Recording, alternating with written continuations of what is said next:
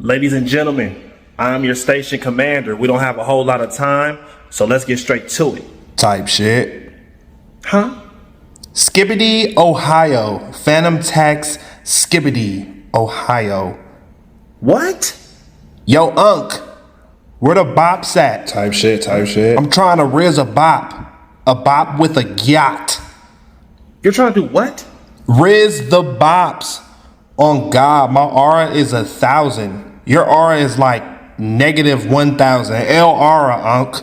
What the fuck are you talking about right now? Type shit. It's 7 p.m. Friday. It's 95 degrees. I ain't got no nigga and no nigga ain't got. What the fuck is happening right now? We going viral. Those are the bops, Unc. Section 8 certified bops. Stop acting like a bot, Unc. What? You don't know anything, bro. L's in the chat for Unc. He's so cooked, just like Russia. WUSA. Yo. Edge, bro. Thanks for the 5 gifted. Are you streaming right now? IRL stream, Unc. Like speed. I'm the next Kai, Unc. Kai goes hard. Look, no Diddy, chat. No Diddy. On God, I'm sus. I'm sus. On God, I'm sus. Yo, W in the chat. No cap. Russia is cooked. -1,000 aura, bro. I'm out of here. Type shit. Stop saying this. Yo, Unc is crashing out.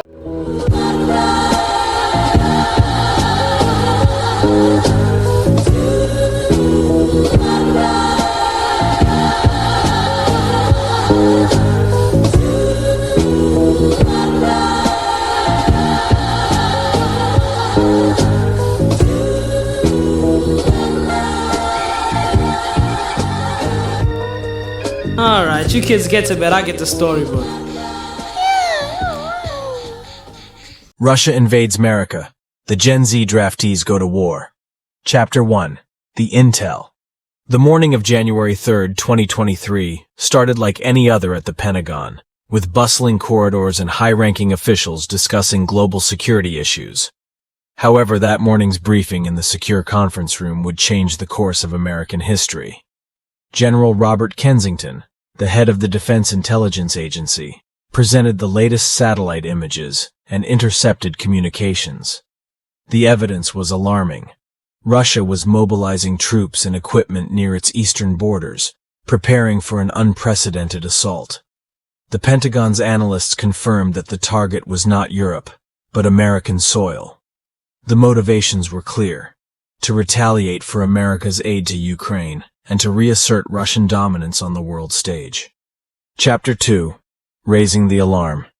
General Kensington wasted no time in alerting Secretary of Defense John Mathis and President Joe Biden. In an emergency meeting, the gravity of the situation was laid bare. President Biden, facing the most significant threat to American security since the 9/11, addressed the nation that evening. "We have credible intelligence that Russia is planning an attack on our homeland. We must be vigilant and prepared. I have directed Congress to draft legislation to reinstate the draft for men aged 18 to 26. This is a measure we hoped we would never need, but our security and freedom demand it." Chapter 3. The draft legislation. The draft legislation moved slowly through Congress. Debates were heated, with many opposing the draft as a violation of personal freedom, while others saw it as a necessary measure to defend the nation. By June 2024, a year and a half later, the bill was passed, and the Selective Service System was reactivated. Notices were sent out, and young men across the country bitched and moaned about going to some stupid-ass war because it would take them away from their PS5s and other electronics. You know, we're about to go to war, so I wanted you to look over this. No. Go, what are you talking about? Oh my God. Well, this is a brochure. It's going to tell you about everything that's going on. What you want me to do with that? I told you what to do. Sir, can I just leave you my card? If you change your mind, you can just... Oh my God. Sir. Sir. I know anything's wrong with you. I know nothing is wrong with you, sir. What just happened just now? Shut up. Shut the fuck up, nigga. Let me talk first. Oh my First of all, I God. ain't even started this shit. And I ain't finna end this shit, nigga. Well, So y'all can take y'all later over there with that bullshit. Yo, the fuck going on with y'all niggas, bro? Hey, look, bro, I finally get to go live, bro. Hey, look, y'all, this shit is not that bad, bro. Man, what the fuck going on, man? Hey, man, bro, you need to come to this bitch, gang. This bitch lit in this motherfucker. Gen Z taking over, nigga. You know we crashing out. And gang, guess what, nigga? You get to catch free bodies in this bitch. You can't beat that, gang. You know what we doing. Hey, and I think they got that Zah in this motherfucker, boy. I done talked to First Sarge earlier, and he said they got a gas chamber. I can't wait to see about that motherfucker, boy. I bet to be high as fuck. Gang, that's not even the best part. They gave you a bag, too, and they got shit in it, gang. You get a ski, okay, some slides that motherfucker got there. You got a drum in that motherfucker. Hold on, gang. And you got that motherfucking T-lock in that motherfucker, gang. You better pull the fuck up. I know y'all boys don't know what the fuck this is, boy. They done fucked up and gave me a goddamn arm in this bitch, bro. That C4 motherfucker. Watch this.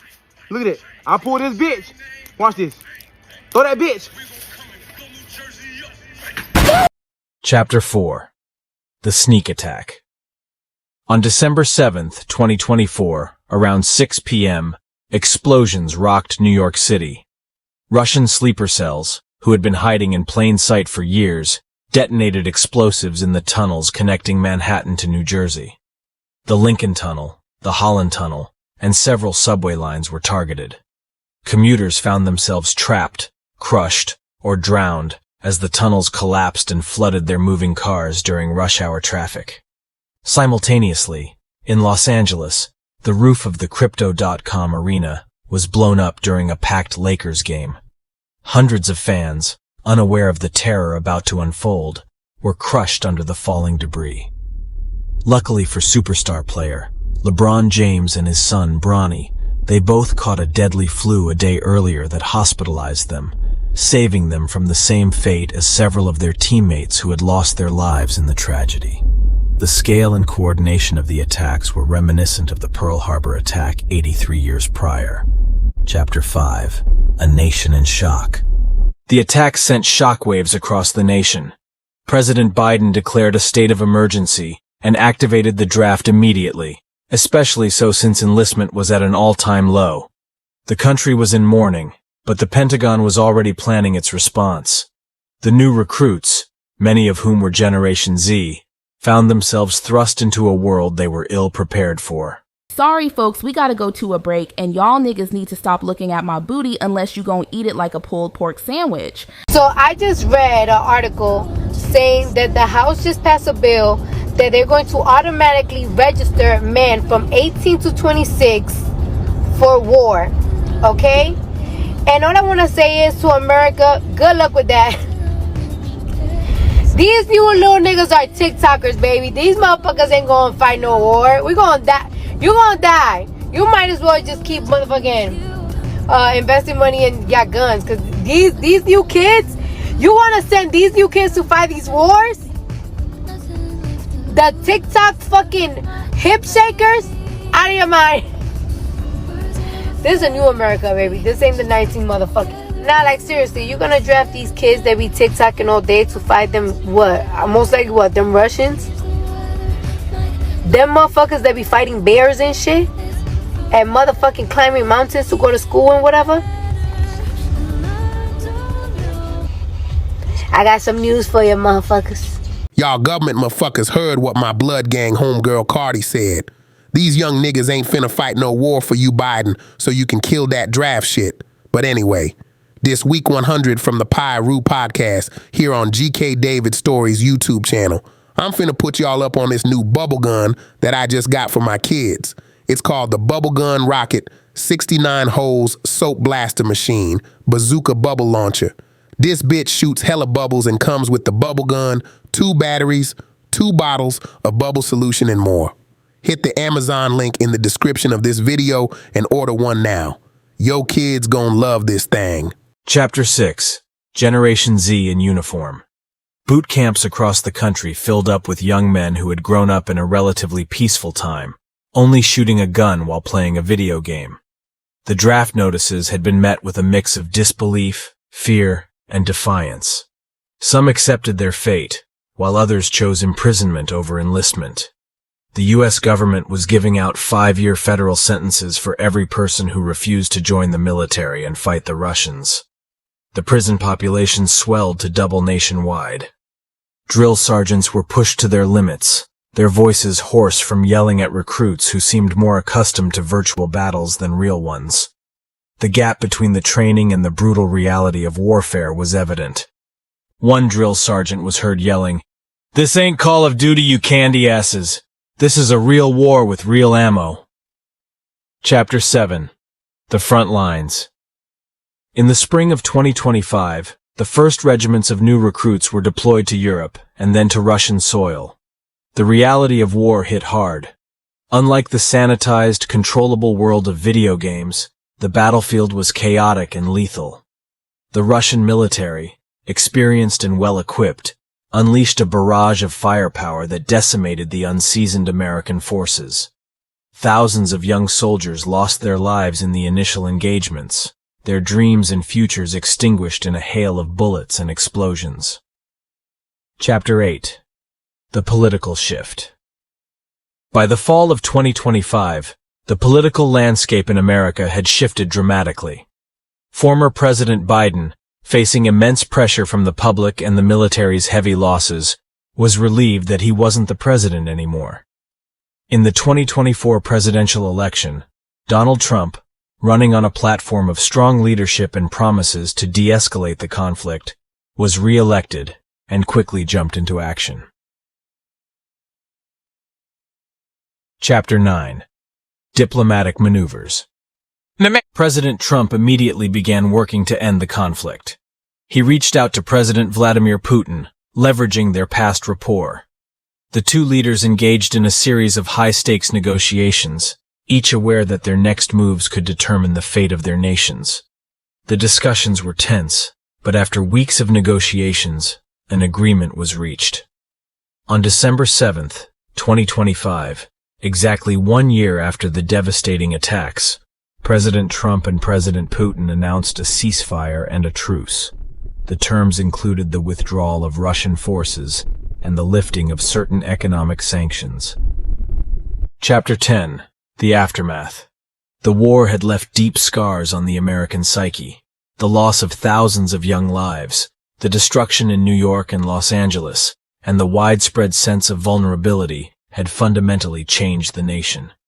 The draft was eventually suspended, but the experience left an indelible mark on Generation Z, many of whom returned home with physical and psychological wounds.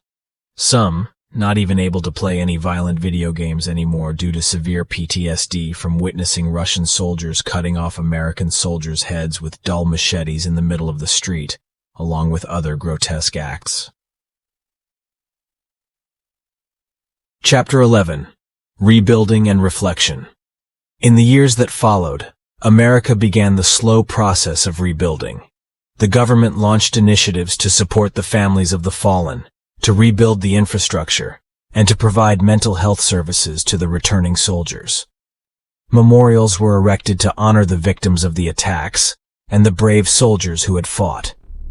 The nation reflected on the lessons learned. The need for vigilance, the importance of unity, and the value of peace became central themes in public discourse. The experiences of the war and the draft led to significant changes in foreign policy and national security strategies. Chapter 12. A New Generation. As the dust settled, a new generation of leaders emerged, shaped by the experiences of the war. They were determined to build a better future, one where such a conflict would never happen again. They advocated for stronger international alliances, better intelligence sharing, and a focus on diplomacy over warfare. Red Boy, a former gang member who had been drafted and survived the brutal conflict, only having lost his right arm and left eyeball to a hidden explosive, became a vocal advocate for veterans' rights and mental health awareness. His journey from the streets of St. Louis to the battlefields of Russia and back home to rebuild his life was a testament to the resilience of the human spirit. Epilogue. Lessons for the Future. The events of 2023 to 2025 were a stark reminder of the fragility of peace and the ever-present threat of conflict. The resilience and unity shown by the American people during these trying times became a beacon of hope for future generations.